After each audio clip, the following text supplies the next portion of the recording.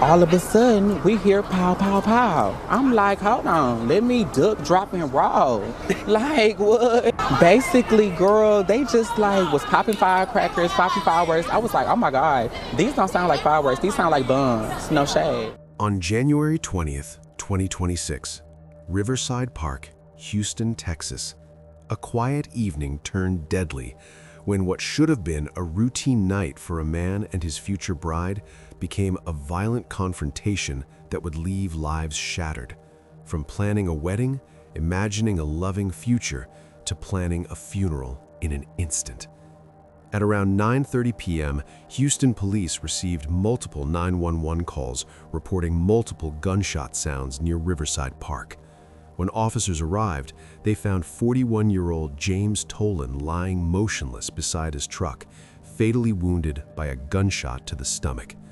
To everyone's disbelief, the shooters were not hardened criminals, but two masked teenagers, only 14 years old. But as investigators dug deeper into the events leading up to the tragedy, a chilling revelation emerged. The attack was not random, it was premeditated. Just moments earlier, James had been driving to meet his wedding planner for his upcoming wedding, but tragically, what he didn't know was that he would never arrive at his destination or be alive to attend his wedding. He would be horrifyingly killed by 14-year-olds. What drove two children to commit such an irreversible act? And how could a single decision to turn a robbery into violence spiral into a fatal tragedy that stole a man's future? But before we get the chilling and heartbreaking evidence that points to his killers, let's rewind to the start of this tragic story. Take a drive around Houston, from neighborhood to neighborhood, and you can't always tell where violent crime is on the rise. You have to look here. KGU 11 Investigates crunch the numbers to find out where violence is intensifying, looking at Houston zip codes with at least 50 violent crimes. Every day has been a tough day, and I'm definitely not looking forward to tomorrow. Sorry, you have to give me a second.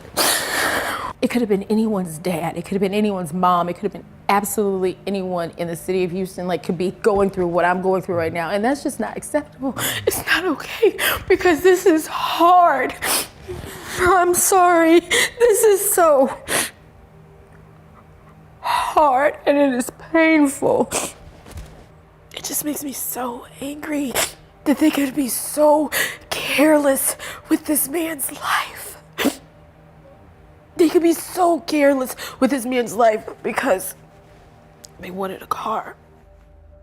41-year-old James Tolen was born in 1981 and grew up in Houston, a city that had shaped him into the hard-working, grounded man that friends, family, and neighbors would remember fondly. From a young age, he had learned the value of diligence and responsibility, traits that carried through into every aspect of his adult life. Sadly, those very qualities, his reliability, his presence, his willingness to be there, would place him in the path of danger. James had a teenage son from a previous relationship, and anyone who knew him could see how deeply he loved his family, always making time for his son despite the demands of work and life. James's professional life reflected the same dedication. He was a skilled house painter, meticulous in his craft. Each brushstroke, each detail mattered to him. Those who had hired him or worked alongside him often remarked on his pride in a job well done, his integrity, and his insistence on leaving every project finished to the highest standard. James shared a life full of hope and vision with his fiancée, Crystal. Together, they planned a future, dreaming of the home they would build, the adventures they would take, and the wedding that would officially bind them together. Tragically, James would not be alive to witness that day. Crystal often found inspiration in James's influence. She began painting around their home, sending updates and photos as if he were right there beside her. Even in the simplest gestures like wearing his shoes while working on a painting project, she felt his presence and encouragement. His impact on her life went far beyond shared dreams. It was in the small, everyday moments that reminded her of his care and attention. But that night at Riverside Park, everything changed in an instant. On January 20th, 2026, James was sitting in his truck with a friend, enjoying what should have been a quiet, ordinary evening when danger would arrive unexpectedly. Two masked 14-year-old gunmen approached the vehicle with the intent to steal it. James's friend, who was sitting in the passenger seat, a woman, immediately complied and stepped out of the vehicle. But the teens quickly discovered that the car wouldn't start. The keys had been removed. Frustration escalated in seconds, turning a robbery into a terrifying pursuit. In the ensuing chaos, the teens chased James through the park, and in a split-second moment that would forever alter the trajectory of Crystal's life, one of the suspects fired a gun. James Tolen was struck in the stomach and collapsed immediately. In the same tense moment, James's friend, who had been with him in the car, managed to escape and alert authorities, setting off a chain of events that would lead police to the suspects, but not undo the tragedy that had just occurred. The crime itself was terrifying in its simplicity and audacity. These were two teenagers, barely in their teens, armed with firearms, chasing a man they didn't know personally, and eventually ended his life over a car. The sheer senselessness of it left Houston's community reeling, a stark reminder of how quickly ordinary moments can turn deadly. The vehicle at the center of the confrontation, the very truck that had triggered the fatal pursuit, now sat in the driveway of James and Crystal's home, a cold, immovable symbol of that night, of the violence that had ripped through their lives and shattered their sense of safety forever. Right after the gunshots rang out at Riverside Park, the response from Houston police was swift. At around 9 p.m., officers were dispatched to the scene of the robbery within minutes, but what they would find would be heartbreaking. They found James Tolen lying motionless on the ground with a gunshot wound to his stomach. Emergency medical teams arrived quickly, but tragically, James had already lost his life. The woman who had been with him managed to escape and contact authorities, providing crucial initial information about the suspects. But the investigation faced immediate challenges. The perpetrators had not only moved with calculated speed, but they were masked and determined, leaving behind only fragments of evidence. Witnesses caught fleeting glimpses of their faces, but nothing clear enough to identify them outright. Police had to work meticulously, piecing together surveillance footage, witness statements, and even social media activity to trace the young assailants. The public was urged to come forward with tips, as every small detail could help connect the dots. Meanwhile, Crystal Carter, James's fiancée, was thrust into the dual roles of grieving partner and advocate for justice. She worked tirelessly with law enforcement, sharing any evidence that could help identify the shooters. Police eventually released blurred images of the suspects, emphasizing that they were minors, only 14 years old. However, for Crystal, the agony was unbearable. Her seeing those faces, knowing that such young individuals had stolen her future husband from her, underscored the senselessness of the crime. But then, a single clue brought the case into sharp focus. Tips generated from the images and media coverage allowed investigators to narrow down suspects. Authorities confirmed that the teens were likely involved in a robbery attempt, aiming to steal James's truck. The investigation also revealed critical context. The carjacking was premeditated.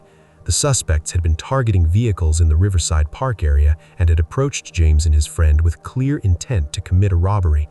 The confrontation escalated when the teens realized they couldn't start the vehicle, prompting the deadly pursuit. These details, gathered from forensic evidence and witness testimony, highlighted not only the recklessness of the crime, but also the chilling calculation involved. Meanwhile, police worked to trace every lead. They interviewed neighbors, collecting surveillance footage, and analyzing 911 call records. Each piece of information helped reconstruct the events leading up to the shooting, how the suspects approached, how James and his friend responded, and how the situation spiraled out of control. The comprehensive approach ensured that when arrests were made, they were supported by strong evidence. Now tonight marks 2 weeks since a man was during an attempted carjacking, and police have yet to make any arrest in the case. Tonight, the victim's heartbroken fiancé is begging anyone with information to please come forward. She sits down with Matt Doherty. Every day has been a tough day, and I'm definitely not looking forward to tomorrow. February 4th is the day Crystal Carter and James Tolen's relationship began, 7 years ago. Even though he's not here tomorrow. Sorry, you have to give me a second. 2 weeks ago tonight, Crystal's life was changed forever. James never came home that night. While I'm on the phone with his brother, I get a call from Harris County medical examiner. And it wasn't a shock because I knew that if Jay did not return my call, it was because he couldn't. Houston police say just before 9 o'clock on January 20th, officers were dispatched to a robbery call. When they arrived, they found James. He'd been shot. Detectives say 2 armed suspects had approached James's truck and tried to rob him. They say he complied and got out of the truck. But when they couldn't start the truck, they went after James to get the key, and James fought back. He was It could have been anyone's dad. It could have been anyone's mom. It could have been absolutely anyone in the city of Houston, could be going through what I'm going through right now. And that's just not acceptable. It's not okay because this is hard. I'm sorry. This is so hard and it is painful. The flowers you see here in the couple's living room are from James's memorial service. His pictures are everywhere you look.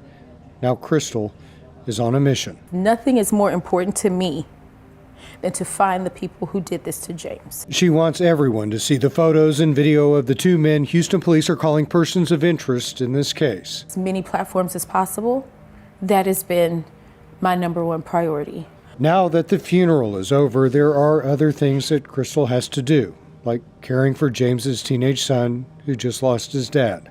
Future looked like me and James. It looked like us getting married and growing old and traveling and taking care of our dogs. But now I don't know what that future looks like because they took that from me. Every hope and dream Crystal had has been crushed for nothing. I don't know what the future looks like anymore.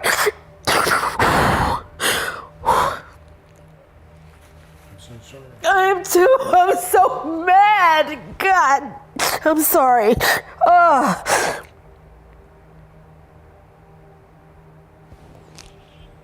It just makes me so angry that they could be so careless with this man's life. They could be so careless with this man's life because they wanted a car.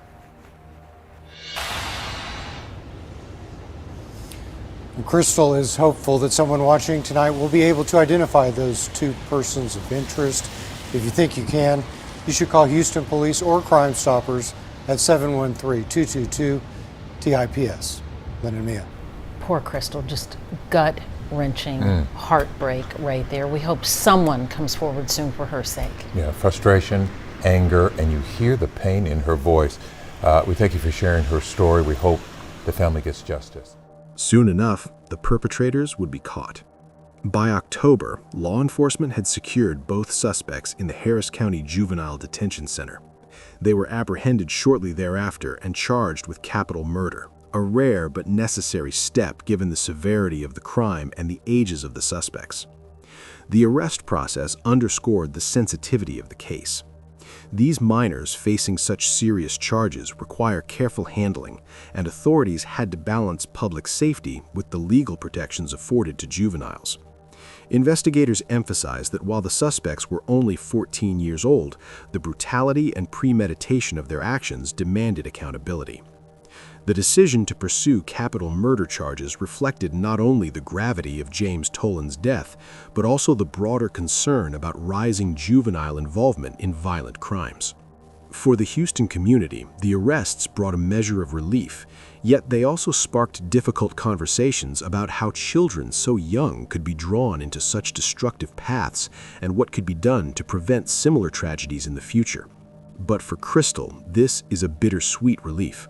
On one end, she is grateful that the individuals responsible for taking James's life were now in custody, but devastated by the fact that her fiancé would never be restored. And ever since then, the investigation continued to reveal the meticulous work done behind the scenes. Police examined the crime scene in detail, mapping the chase, gunfire trajectory, and the suspect's movements. They reviewed witness statements about the initial approach and the failed attempt to start the car. Each layer of the investigation reinforced the understanding that this was not a random act, but a calculated crime with profound consequences for an innocent man and his loved ones. But then came one of the most important developments. The authorities confirmed that the suspects would not be released prior to trial.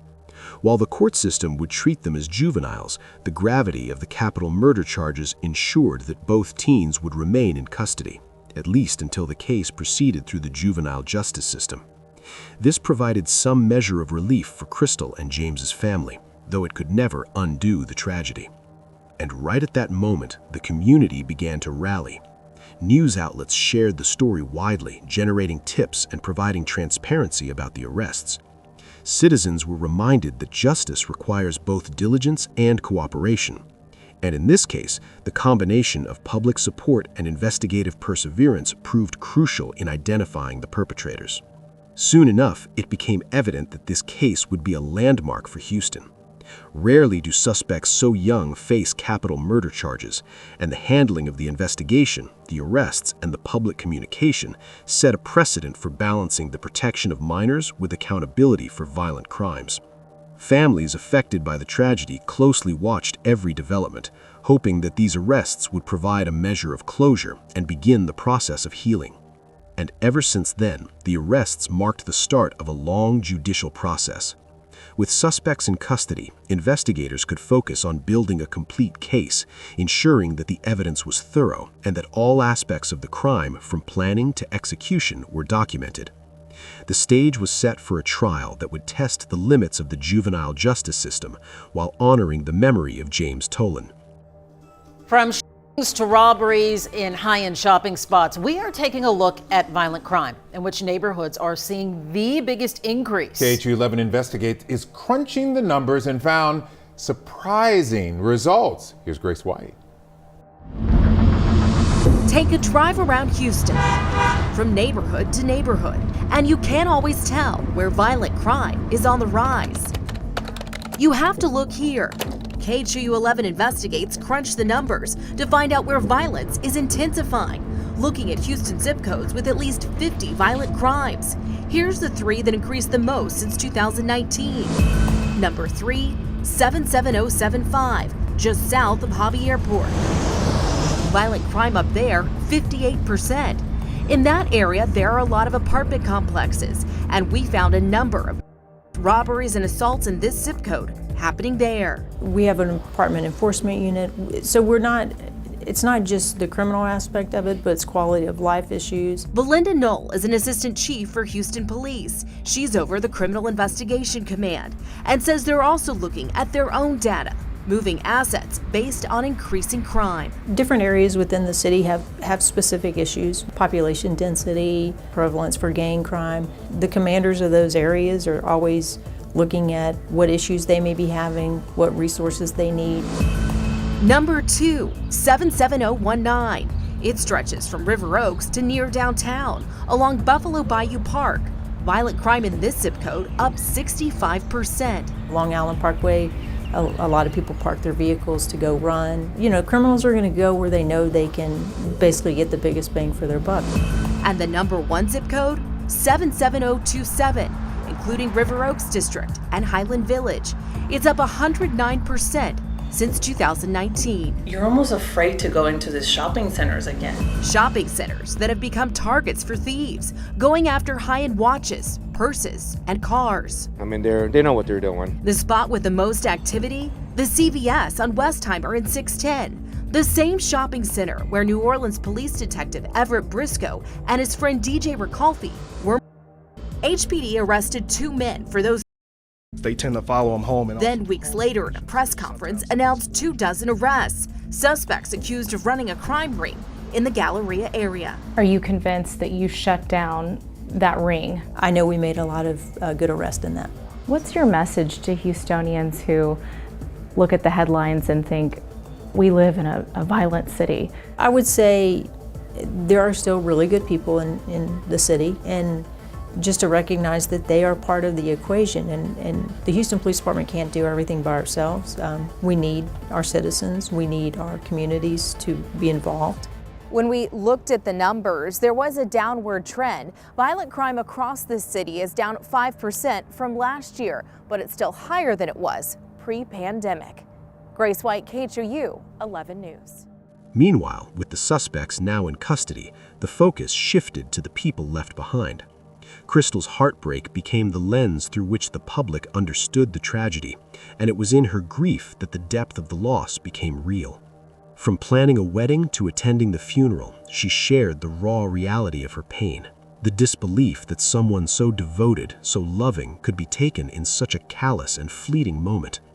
Her sorrow was undeniable, her anger piercing, not only at the perpetrators, but at the cruel unfairness of it all.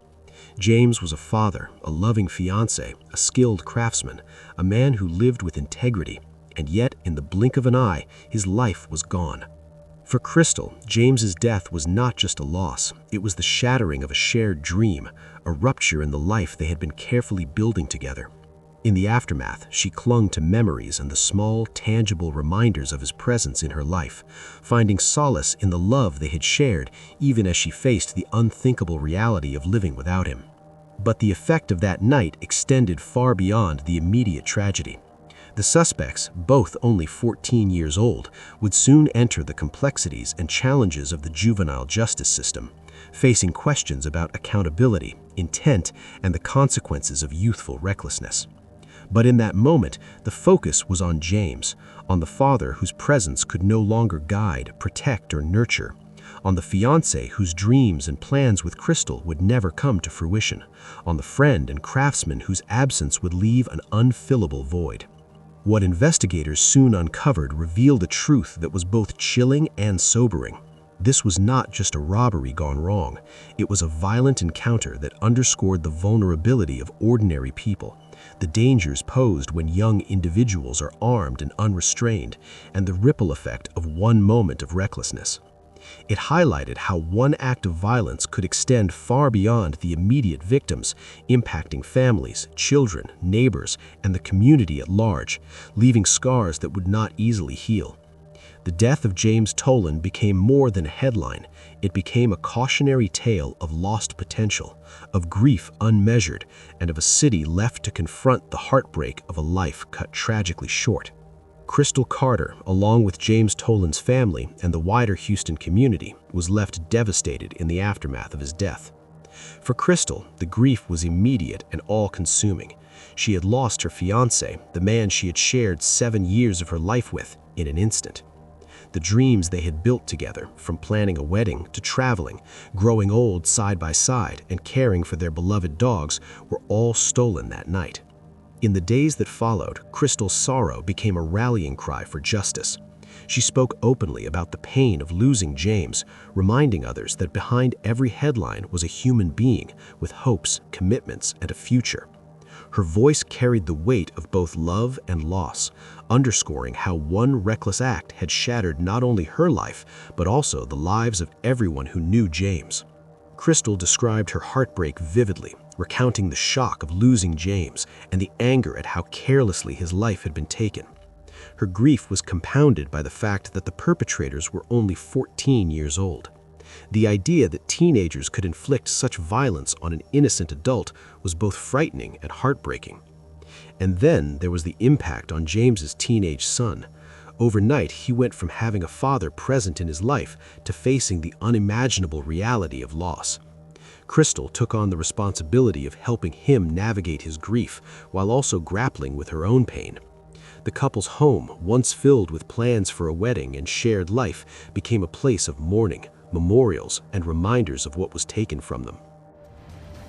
Tonight, 2 months after a 41-year-old Houston man was shot during an attempted carjacking, 2 suspects have been arrested. Yes, Houston police say those suspects are just 14 years old, and they're now charged with capital murder. Matt Doherty has been following this story from the beginning. He is outside the Harris County Juvenile Detention Center tonight and getting reaction from the victim's fiancé. Matt? I'm told it's unlikely the teens will be released before this goes to trial. Tonight, we're speaking with the victim's fiancé. who went from planning a wedding to planning a funeral. I received a text message today saying that they got him. And all I responded was like, thank you. Crystal Carter had been waiting to hear this news for 2 months. I know they were the folks that were on the pictures that you guys thankfully shared a few weeks ago. But outside of that, nothing. And there's nothing that we can share about the suspects either. That's because they're minors, both 14 years old, now having to face justice through the juvenile court system.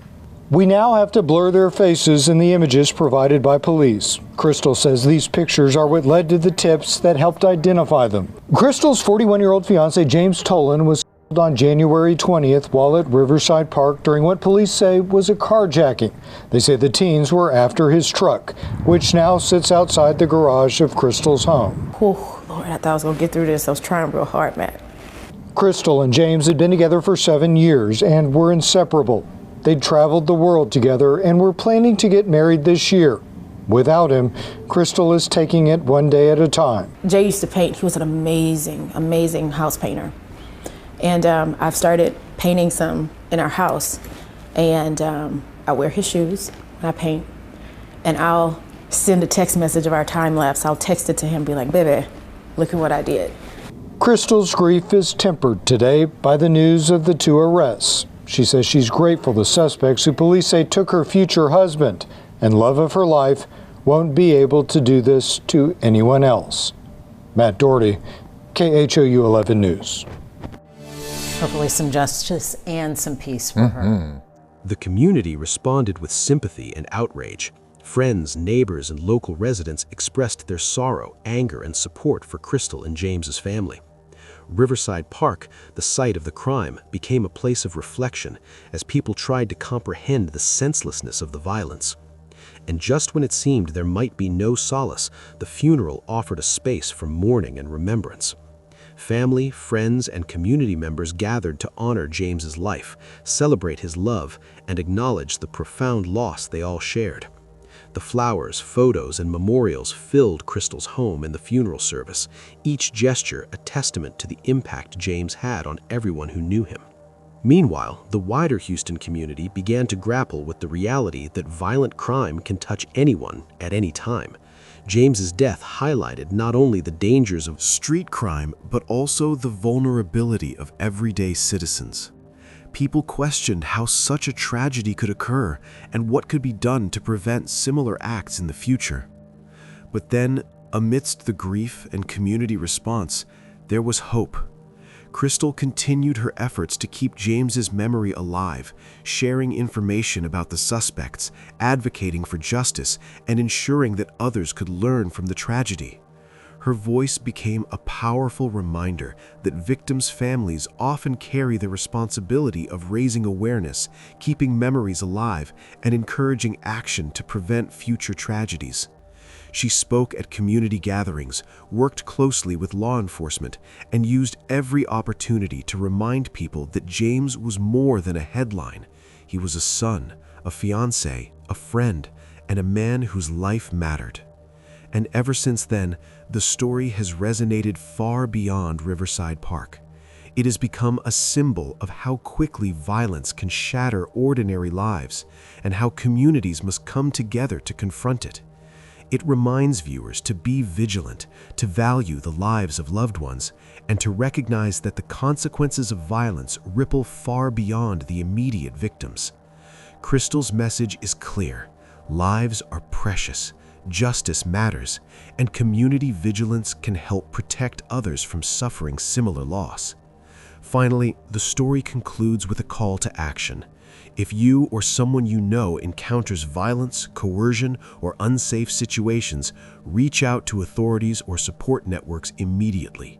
Share information, be observant, and support those in grief. And for everyone watching, remember to honor the lives of those lost by staying aware, compassionate, and proactive in your own communities. My condolences to the family and friends of James. May you find strength in this tragic time. Rest in peace, James Tolen. May your memory inspire justice, awareness, and care for the people around you. May your story remind us all that silence in the face of violence is never an option, and that love and vigilance are the strongest tools we have to protect one another. What do you think about it? Let us know in the comments below. And if you found this story intriguing, please like, share, and don't forget to subscribe for more stories like this.